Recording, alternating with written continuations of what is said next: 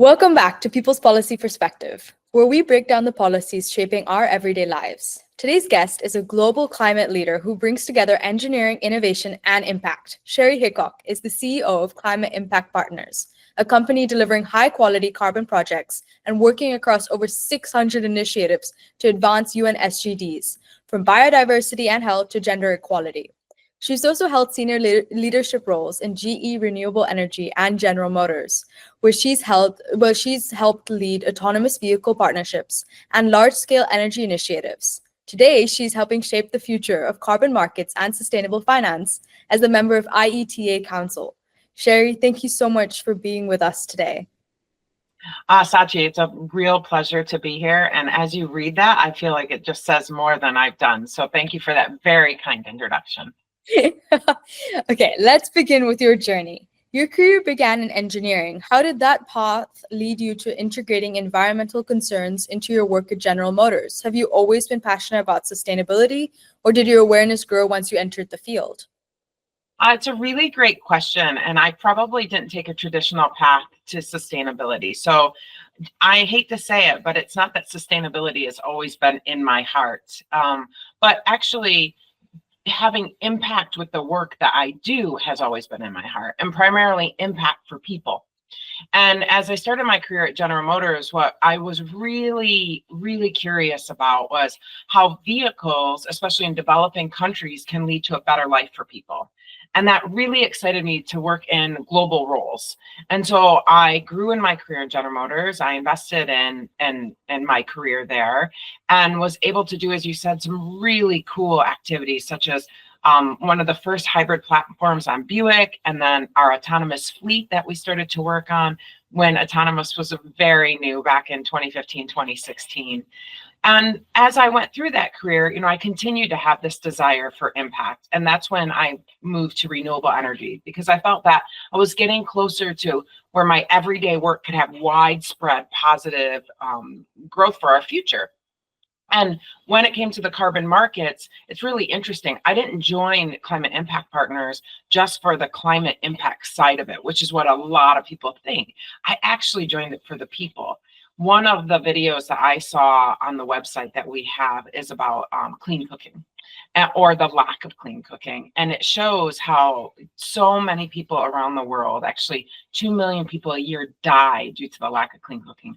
And primarily women and young girls are impacted by this. And that just tore at my heart. And I thought, if I could do something every single day to help change that, that's worth doing. That is so cool. It's so interesting to see how you got in through one field and then kind of made not a switch, but you utilized that field to really help the world and make so much change, which is really cool. Thank you. So you recently participated in the CDR Summit in Singapore. Could you share what the summit was about and your key takeaways regarding climate progress in Asia and your thoughts on how individuals and communities can contribute meaningfully to it?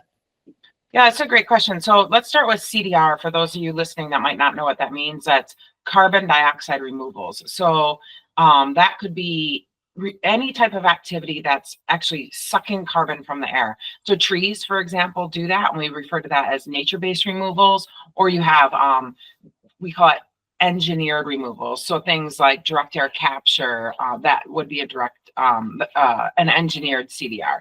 So the summit I went to focused on more the engineering side of it, the technical side of it, and it was organized by a group named Puro Earth and the Carbon Business Council. And I joined a panel titled The Buyer's Perspective, What Corporates Really Need from CDR.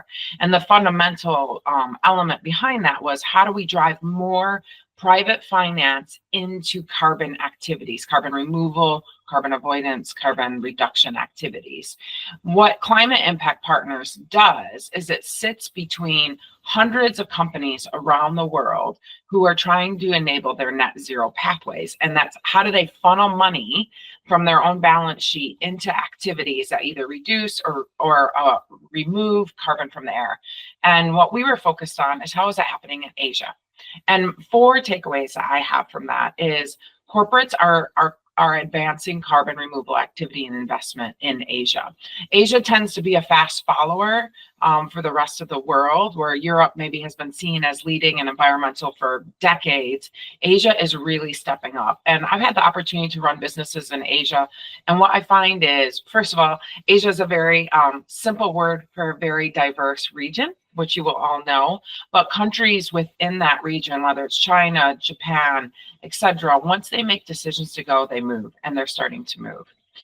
The second is regulatory clarity is emerging. So compliance and voluntary markets are beginning to align, which what that means is voluntary is what we're talking about when a corporate may invest money.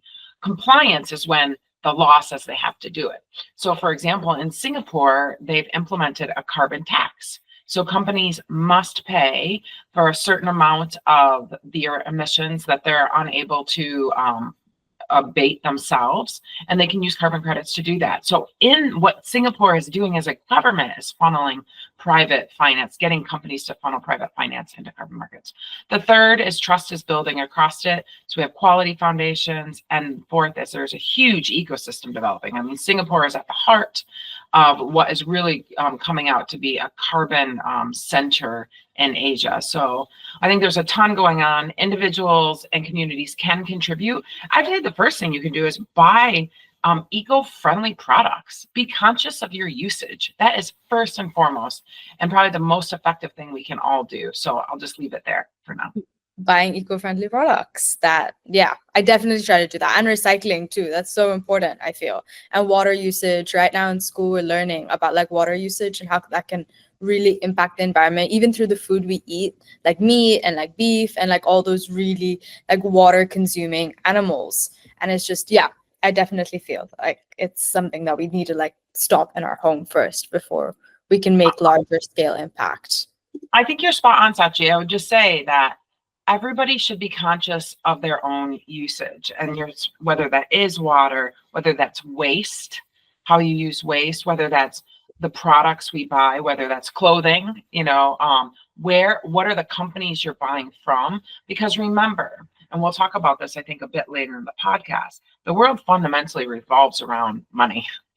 And so where you vote with your dollars will impact how companies shift and funnel their investments.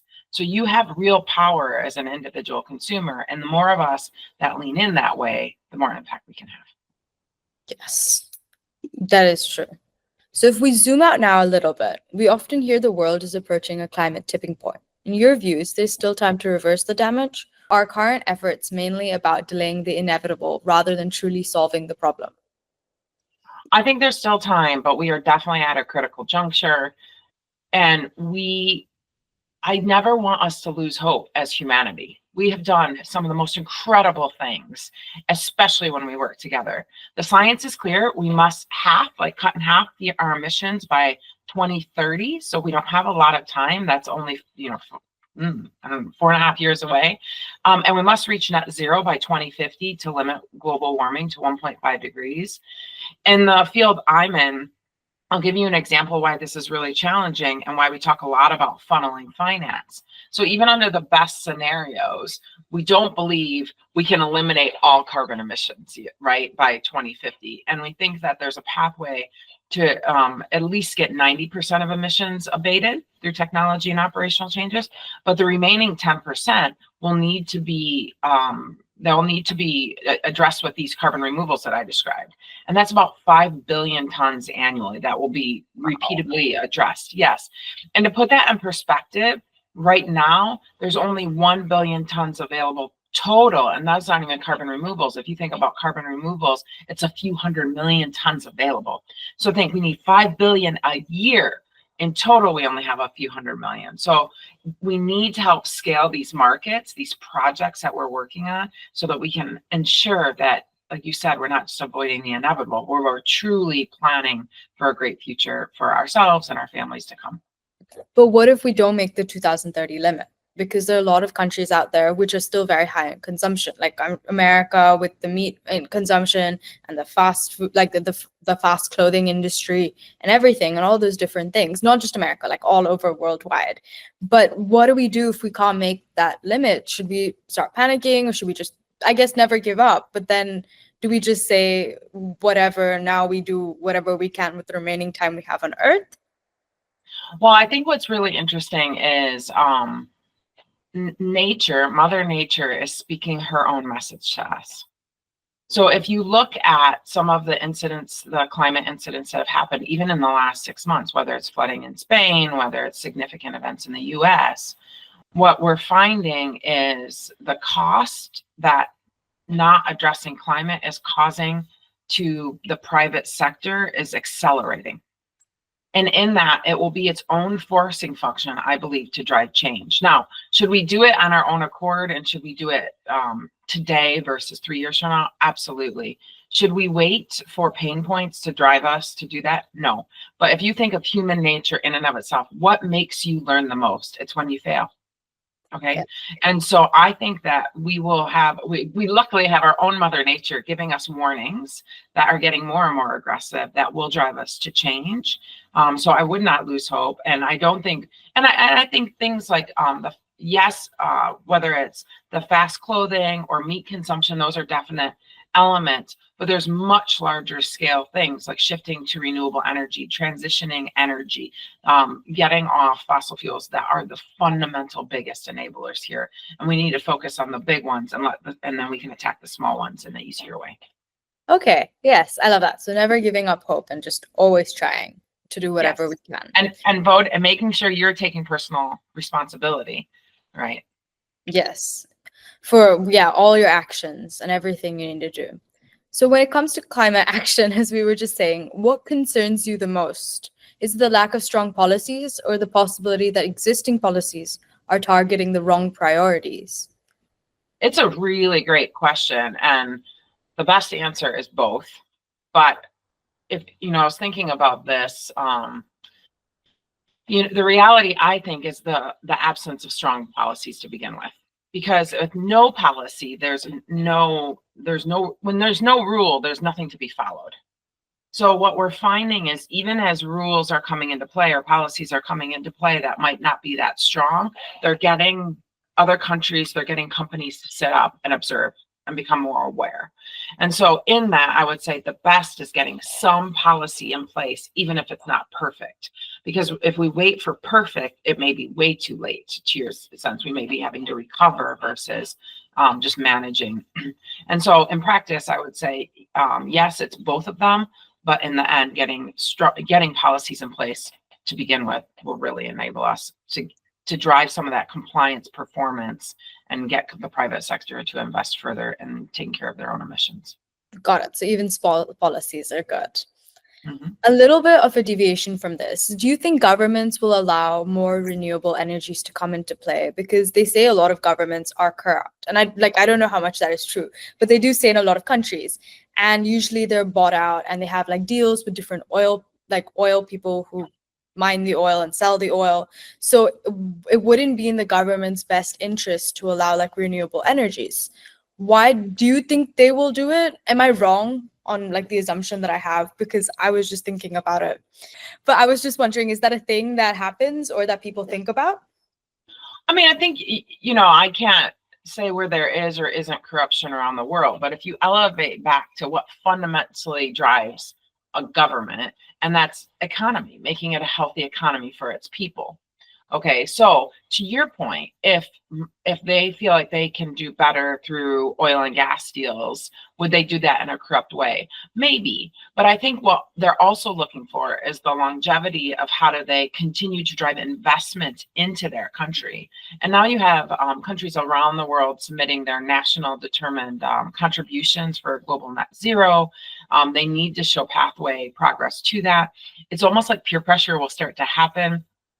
And back to these significant climate events, if they are a country that's having significant climate events or significantly impacted, they won't be able to draw investment into their country. And so the short answer to your question is maybe, but I would elevate to say, what's the bigger implications of doing that? And let's hope that the governments are looking at that. I'm sure there's some poor decisions that are being made somewhere. I mean, they happen all over the place, even in our own lives. But the reality is I think some of these elements, like renewable energies, are past the tipping point. And And you think about Africa, they're working on just drawing investment in for energy transition, because it's not even just about renewables, right? But it is about like just getting clean cooking, stopping to burn firewood. How do they drive health and safety? I mean, it's so much more than just the climate impacts for these countries.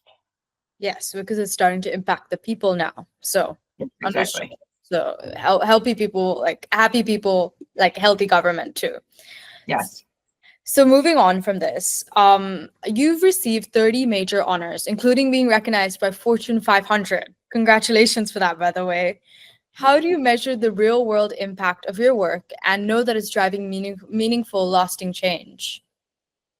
Yes, I would just say I believe that the work needs to drive the award. So let's start there. And I'm never focused on the award, but I'm very grateful and humbled by the recognition that I have received. I'll just use some stats that I'm really proud of and that motivate me every day. And these are just from Climate Impact Partners. The Climate Impact Partners has been around for 27 years. And over that time, we've reduced or removed 150 million tons of carbon dioxide equivalent across 600 projects, as you mentioned, across 60 countries. That's equivalent to the annual emissions of the Netherlands for a year. That's And really so we're really proud of that. Yeah. And since just 2021, where we've had two companies, Natural Capital Partner and Climate Care, merge to form Climate Impact Partners, just in the last 4 years, we've contributed 50 million of those tons. And we've enabled 5.6 million megawatts of clean energy, which is enough to power over 500,000 homes in the UK for a year. So these stats are the ones that keep me motivated. The stats that measure that real impact on the ground. And then I'll give you one other example. In this role, I've had the opportunity to work with a project called Aqua Clara, and it's focused in Kenya on delivering clean water to homes and schools. And I've had the opportunity to visit 2 different elementary schools where we've installed a clean water filter. And the last school I was at about a year ago, 800 students went from having no clean water, where they were literally drinking water captured off of the roof or scooped out of the ditch, to having filtered water. And these children sang to us about now their tummies don't hurt. They can go to school, they can get an education, and they don't have to collect firewood. All these things. They're telling us these stories, and the real data shows up in their attendance. That's doing real work to me. And so when I get down about how hard some of this is, I just remember those kids, because there's real people out there counting on us, and there's real impact we can have. Oh my gosh, I actually want to have your job when I grow older. I've always wanted to do something in this space, and this just sounds so amazing. That's really cool.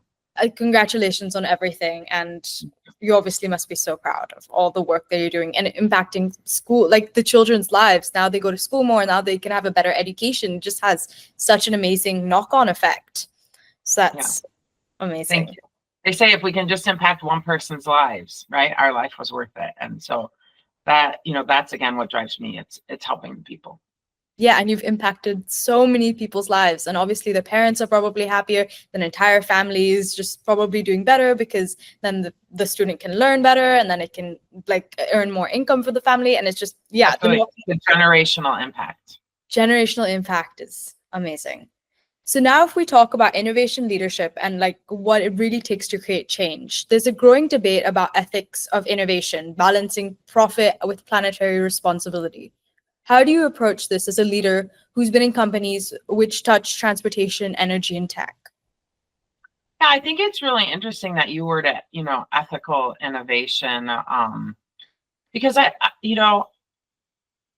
guess I think, at least in our space around climate, I don't necessarily mix those words per se. Not that they shouldn't be mixed. I think that's an interesting way to say it. But I think more about what drives the outcome, like what drives a company to do something. And usually it's the business outcome they're trying to achieve. Yeah. And when I think about climate and how we impact businesses to make choices that are more focused on sustainability, I always go back to, again, what motivates them. You have to look at what motivates the human. A couple stats that I think are really important here, because they play out in what we're talking about. I'll cover from a Morgan Stanley report that was recently published. First, that report found that companies failing to act on sustainability in some way face up to 50% more risk from stranded assets, meaning some asset that they have in their business that they can't use because of climate impacts. Maybe it's impacted from a climate disaster, regulatory pressure, like we were just talking about some of these government policies coming in, and reputational damage. And I think we see that around the world already today. Another stat, which is very interesting, which is on the opposite side of risk, which is benefit, companies selling climate-friendly products, such as carbon neutral certification or climate pledge friendly, like Amazon supplies on their site that you can choose, has 2 to 3 times stronger revenue growth than their peers.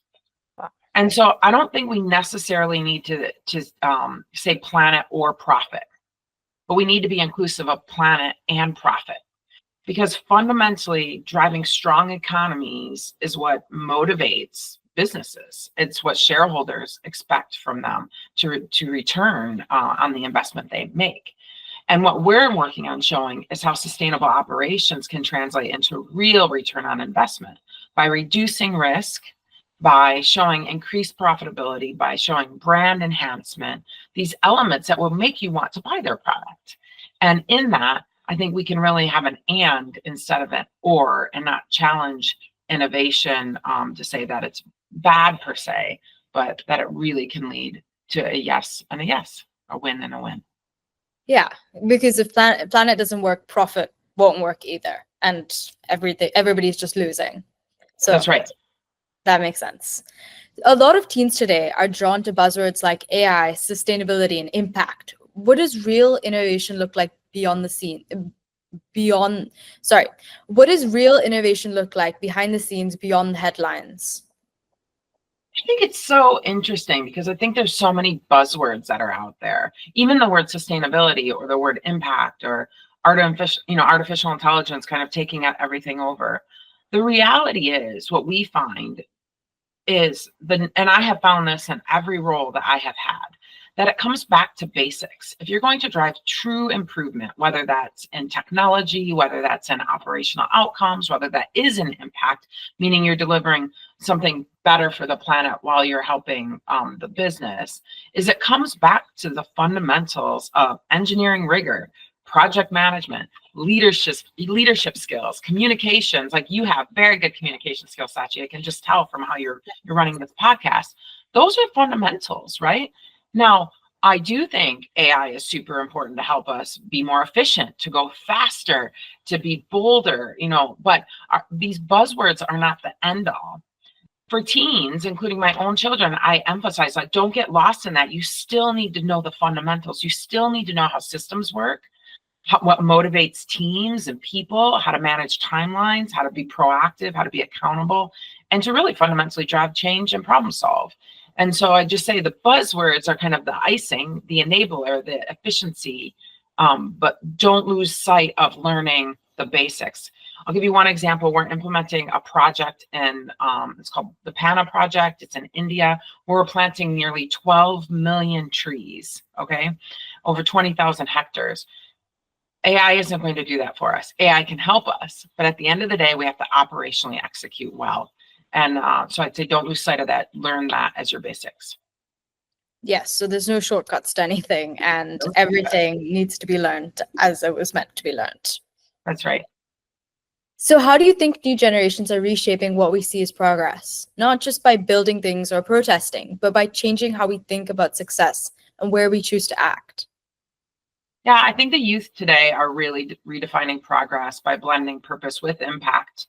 I think in a way that is really healthy. And I love seeing it. Even my 2 children talk to me about what we're doing, talk to me about the packaging on this product, talk to me about where we're investing our money. And I think that's really important. They're reframing what real success means in our daily lives and how we act. There's a study that shows that 32% of Gen Z adults have undertaken at least one climate-related action in the past year. It could be donating money or volunteering, contacting officials, or attending rallies, compared to only 23% of Gen X or 21% of baby boomers. So we know it's top of the agenda for young adults today and youth. And I would say that you have more power than you think. You have more power to influence, and you are the next generation to lead, whether it's to lead countries, to lead companies. And so it's really about continuing to invest in that education and spend time knowing how you can engage and get engaged. And again, voting with your dollars. What types of products do you support? Use your voice, because it really matters. And I see that happening beyond just protesting, but really now fundamentally driving it with the work that you do every day. Wow. Yeah, I'm so happy that we're all, as a generations, continuing to do better for the environment. So do you think because of all the news and all of the exposure that the new generation has, that's why they're more motivated to help the environment, because they really know the impacts of them not helping, like what they would be? Yeah, I think it's a great question, actually, back to you. Like, what has driven your interest? I mean, I want to know more of that so I can help expose that more. I would imagine it's because you are exposed to a lot more than even what my generation was growing up. What would you think? I definitely think it's because of school. Every time we're in school, we always have these initiatives, which the like recycle everything, you could compost the food you eat.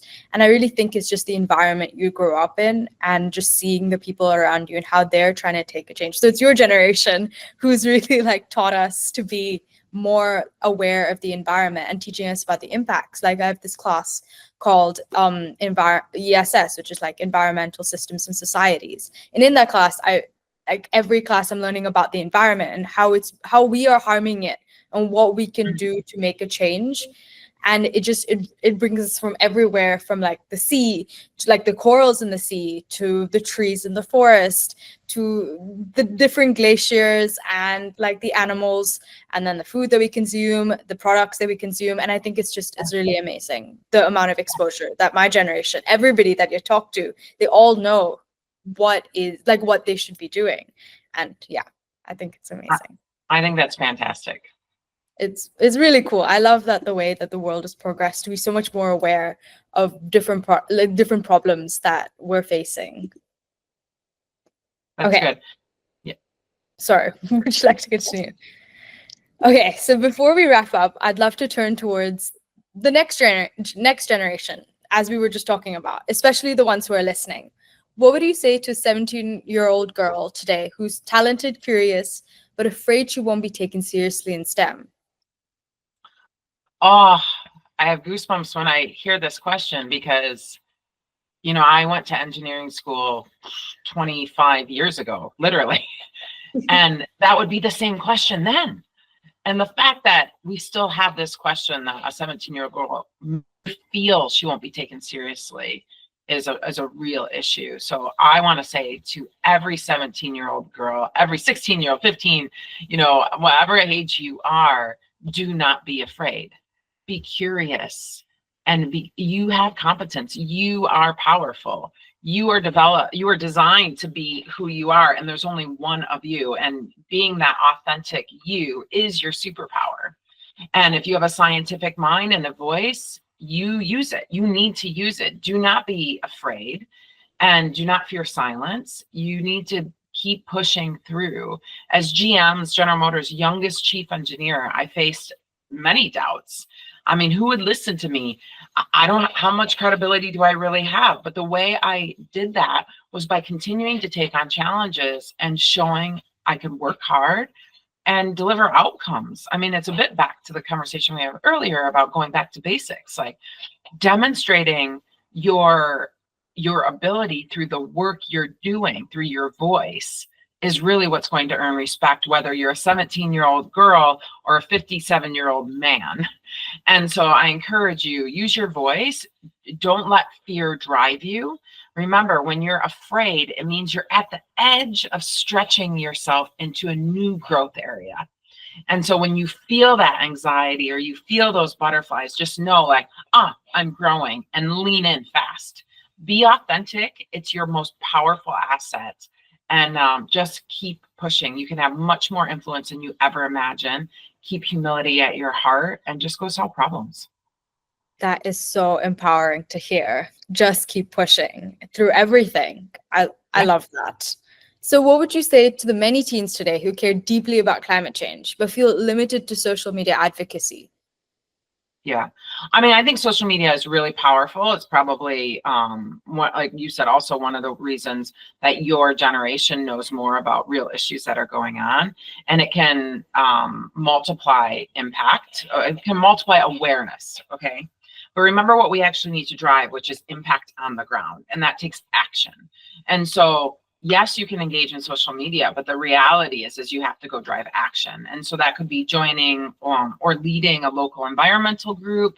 You could engage in waste reduction. You talked about like recycling, cleaning things up, renewable initiatives. There's a lot of things I know in our local area about rewilding, really nurturing the environment. Learn about policies and advocate for policies that you believe in, or participate in local councils. Some of these things are really good, even for you to get exposure, so you start to feel more comfortable and can practice some of those skills we were just talking about in the last question. You can study climate science, you can study STEM and drive real measurable impact through the work that you do, or finance, because these careers that are going to impact climate and sustainability aren't just, like we said, the AI or sustainability roles. They are fundamental engineering, finance, marketing. I mean, it is really these core roles. And you can support solutions in your own way. So that's encouraging friends or clubs. Could you get your school to put solar panels on the roof? Can what are the things that you can do that actually drives impact? So social media is powerful, but action is what enables impact on the ground. Action. Got it. Action, action, action. And I love solar panels. So I love that you said that. I feel like everybody just needs to have solar panels, because it even saves so much money from electricity and everything through like a one-time cost, or you can like lease it out. So yeah, anyways, action. And that was an amazing note to end on. So Sheri, thank you so much for this inspiring and down-to-earth conversation, pun intended. From engineering innovation to global climate leadership, your journey shows the real impact that happens when technical expertise meets ethical purpose. And to our listeners, thank you so much for tuning in to People's Policy Perspective, and for all your support over all these episodes. See you next time.